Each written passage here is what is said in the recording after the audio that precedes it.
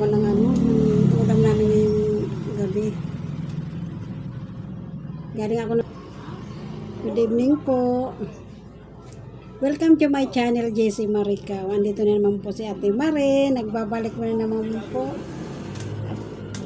Galing po ako ng palengke. Namalengke po ako.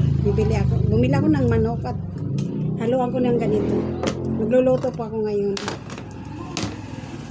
Ang daming tao sa palengke, guys.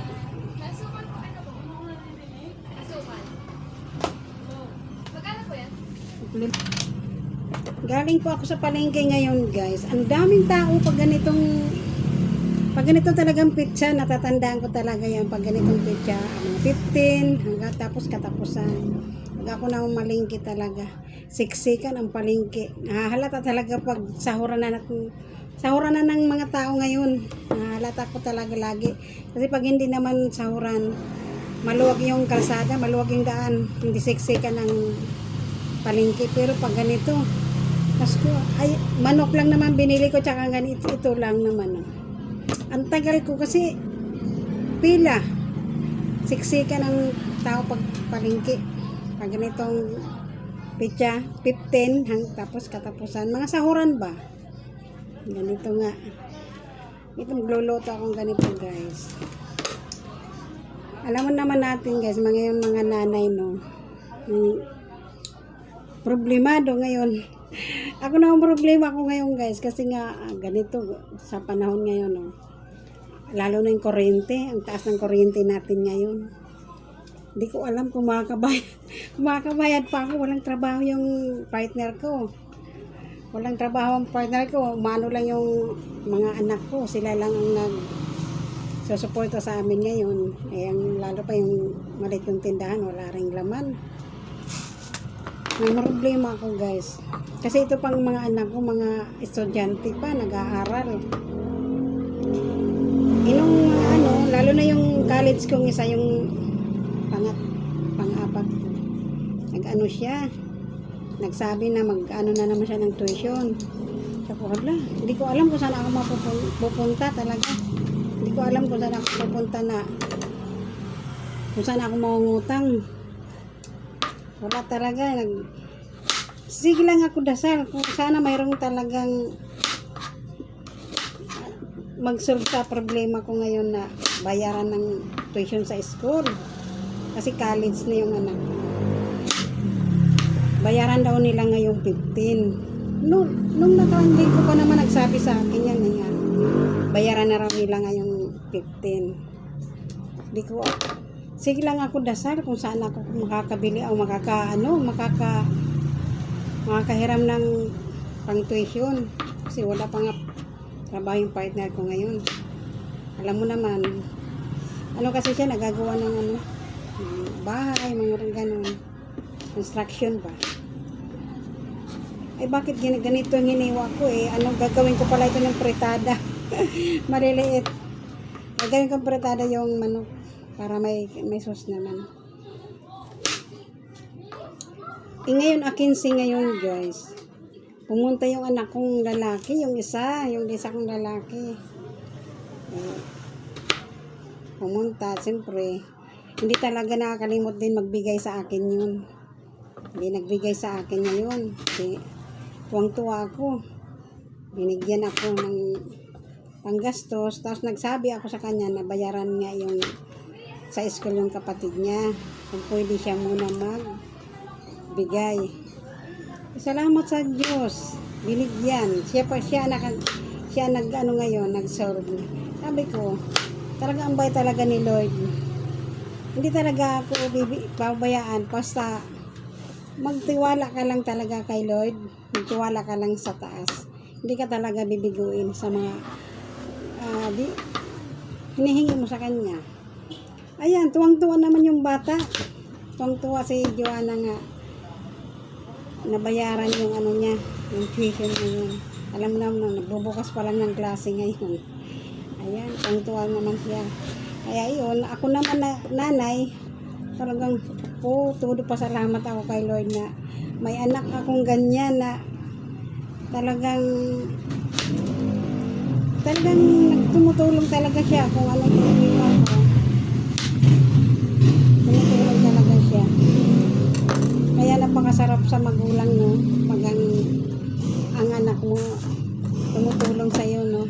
paano kahit naman naghihirap tayo, kahit paano hindi naman talaga baho naman. Basta yung lang panalangin ko, nabigyan lang talaga sila ng lakas ng Panginoon. Ayun, nakasurvive din ako sa problema ko. Ang hindi ko lang alam yung kuryente, kung mababayaran ko ba yan, kasi ang laki ng kuryente, ang laki, pataas ang kuryente. Antak mo, 2 buwan pa lang yan ha, 2 buwan pa lang 17,000 na. Wow. Ngayon magtatatlo, saan ako kuha niyan? Hindi ko alam. Pero marami kami nagamit niyan, nagamit niya, pero siguro gipit din sila kaya hindi nakakapagbigay, nakakapagbayad. Pare-parehas talaga kami ngayon, puro kami gipit ngayon. Mangyayari talaga. Isang pamilya lang naman kami dito, yung ano na yan, yung kontador na yan. Isang pamilya lang ang gumagamit. Siguro gipit din sila, gipit din kami, mas lalo nga kami, marami kami. Mga estudyante pa yung mga bata. Mga estudyante pa yung mga anak namin. Talagang walang nagbitaw. Walang nagbitaw. Talagang ganun talagang mangyayari, mapuputulan talaga ng kuryente. Bahala na ako. Basta ako, sanay ako sa sa probinsya. Sanay ako sa gasera lang. Gagawa na lang ako ng gasera. Di bali na yung iwanan ko na yung mga TV na yan. Wala na. Bahala na. Pero hindi pa rin ako mawala ng pag-asa. Siyempre. Malay mo. Pag dumating mga ilang araw, magkaroon ng mga pera yung mga kasama ko dito nga kapitbahay ko. Isang pamilya lang naman kami, pero ewan ko sa kanila. Alam naman nila na bayaran eh. Pero wala.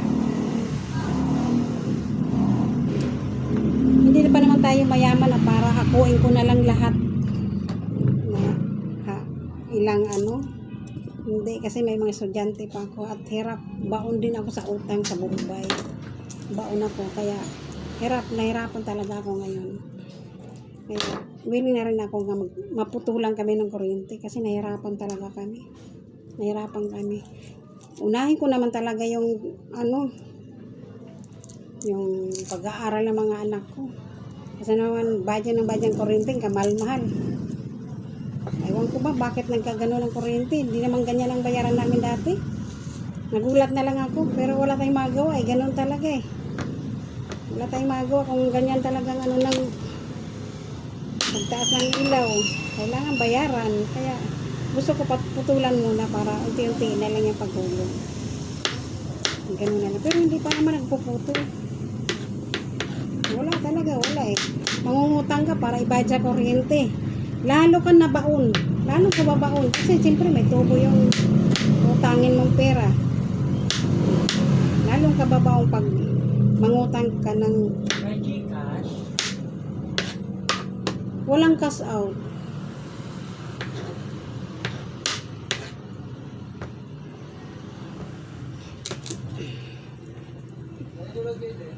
Ha? Wala. Wala dito yung naglulod eh.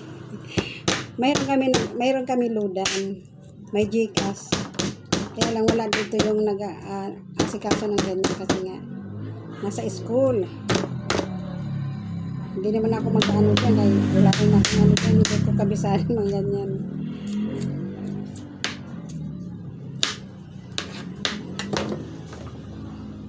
Luluto ako ng isa ko muna yung sibuyas bawang. Ayan na siya oh. Ayan, ipiniprito ko muna itong tomato at saka itong carrots. Ayan. Prito ko ng bagya. Pero yung chicken inano ko na, pinakuluan ko na yon kasi pag ako nagluluto talaga ng karne, pinakukuluan ko na talaga muna yan. Ito siya. Pinakukuluan ko talaga siya bago ko iloto. Pa.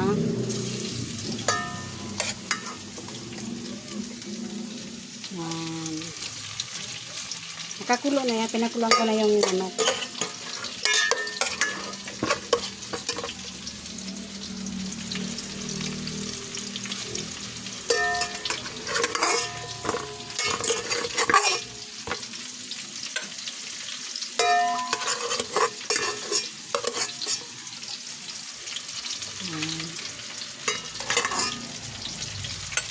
Yan. Tapos lalagyan natin ng tomato sauce. Ayan siya, oh. Ayan. Lalagyan natin ng tomato sauce.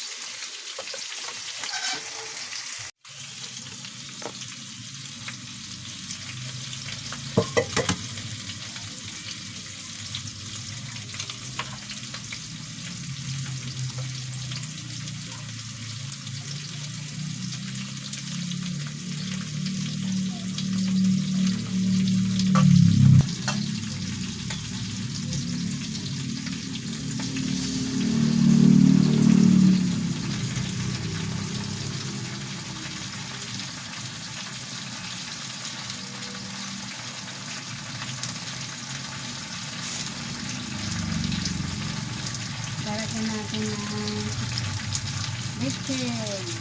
Counting na mag-bacon. Ayan. Tapos, lagyan natin ng paminta.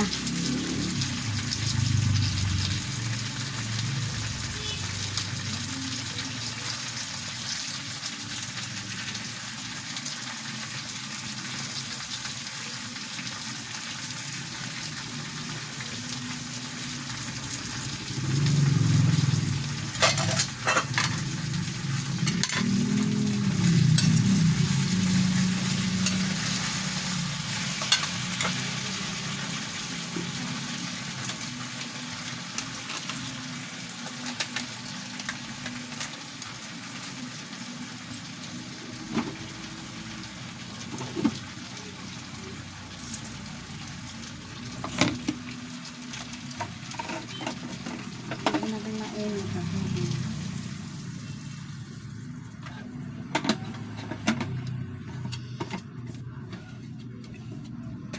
Lagyan ko siya ng mainit na tubig para. Ayan na siya. Papakuluin na lang natin. Ayan. Chicken.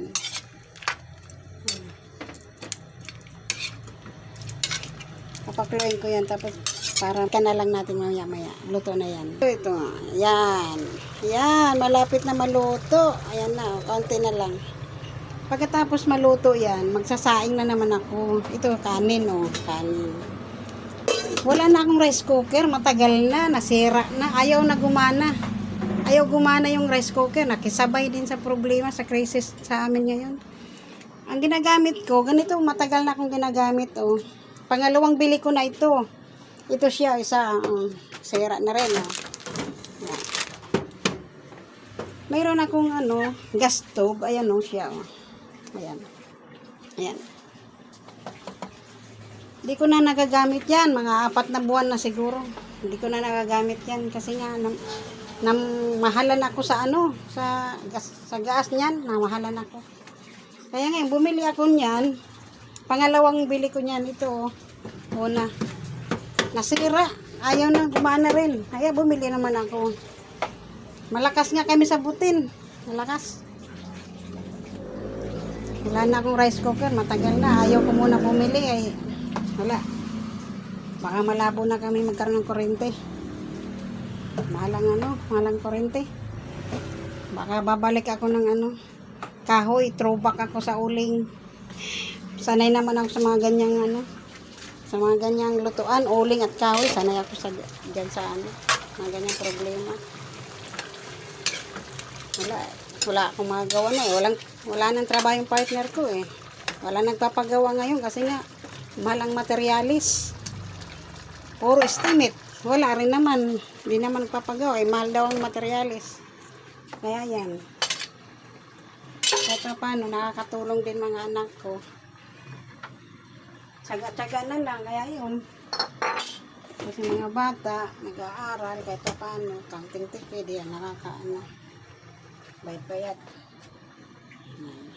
Yan, magsasaing na naman ako, guys. Ayan. Ganyan na yan.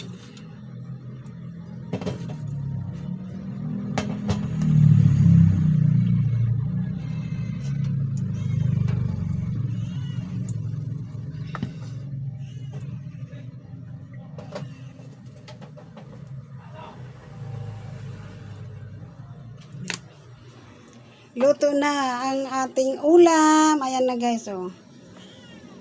Apretada yan. Diba? Kakain na tayo. Jem, pwede na kumain, oh. May kanin naman dito. Kain ka na. Nagsaing ako ulit guys, oh. Saing ako, madami kami. Kaya, hindi kasi ang 1 kilo. 1 kilo at kalahati ang sinasaing ko. Bawat saing. Kaya hirap. Kaya ayan, counting taste lang talaga. Ayan. Kainan na. Abunso, sando ka na dun. Nakatutok sa na ba? Alam mo, mas mainit ka pa sa ano.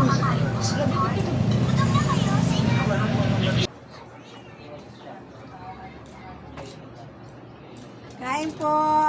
Ito na po yung aking nilutong apretada. Eh, kumakain po kami ni Papa Jesse. Papa Jesse, hi. Hello. Hi ka sa ating mga followers. Kain po. Ay, si Sentro. Ay, si Sentro. Kakain po. Kain po.